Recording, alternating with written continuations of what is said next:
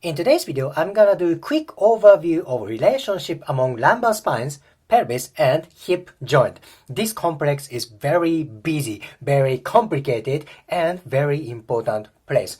If you wanna talk about lumbar, sacrum, pelvis, hip, you can analyze this complex from various angles like joint biomechanics, maybe myofascial connection, maybe nervous tissue connection, maybe internal organ connection. This is very busy, very complicated area. I want to be very simple for today's video. I want to explain from the bony structure connection and joint connection structure.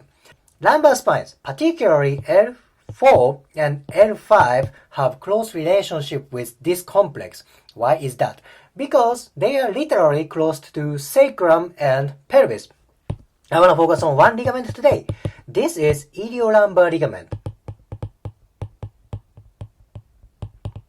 Iliolumbar ligament. Literally, this ligament connects lumbar spines and pelvis. That sounds very important. So I personally see L4 and L5 are kind of part of pelvis. They are not, but this is my way of looking lower lumbar spines. Okay? They are independent, but I see these guys as one unit. Okay? L4, L5, iliolumbar ligament. And if you go down there, there's sacrum. Sacrum and pelvis, they are connected each other. There are various ligaments around sacrum and ilium. This is posterior sacroiliac ligament. This is sacrotuberous ligament. There's sacrospinous ligament. There are various ligaments around this area. And this joint, sacroiliac joint, is also complicated. Its biomechanics is so complicated, but I will not talk about that biomechanics today. That's way too complicated. Lumbar spines, L4, L5, sacrum, and then pelvis. Then there's, of course, hip joint.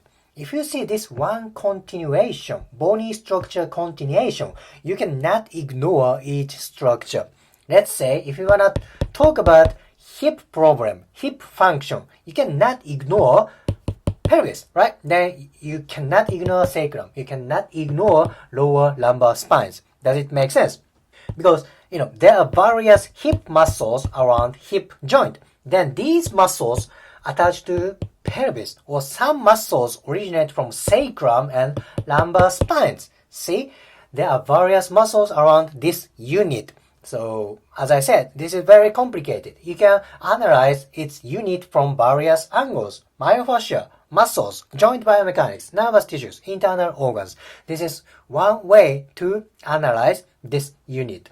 Now, let me talk about simple biomechanics around this unit. This is profile view. Tendency is when you do hip flexion, tendency is pelvis goes posterior tilt.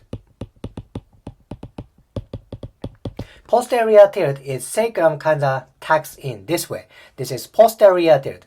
Hip flexion, pelvis posterior tilt, then lumbar spines go to flexion.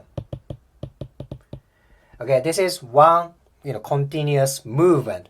Thus, when you want to do hip flexion, but if your lumbar spines get tight, if your pelvis get tight, there won't be much movement in hip joint, right? Because they are all connected. If one part is aggravated, that may aggravate for other parts. Does it make sense? Hip flexion, pelvis posterior tilt, and lumbar flexion. How about the other way? How about when you do hip extension? Hip extension. Then pelvis goes to the other way. This is anterior tilt. Anterior tilt. Then lumbar spines go to extension. Okay, hip extension, pelvis anterior tilt, and lumbar extension. So, as I said, for flexion part, if lumbar extension is tight, maybe hip extension can be tight because they are all connected. So this is just simplified version of biomechanics. Of course, you can analyze with sacroiliac joint biomechanics. You can talk with, maybe thorax, maybe knee mechanics.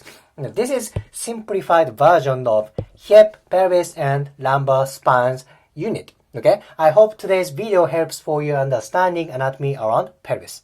If you liked today's video, please hit the like button, comment, and subscribe. See you next video.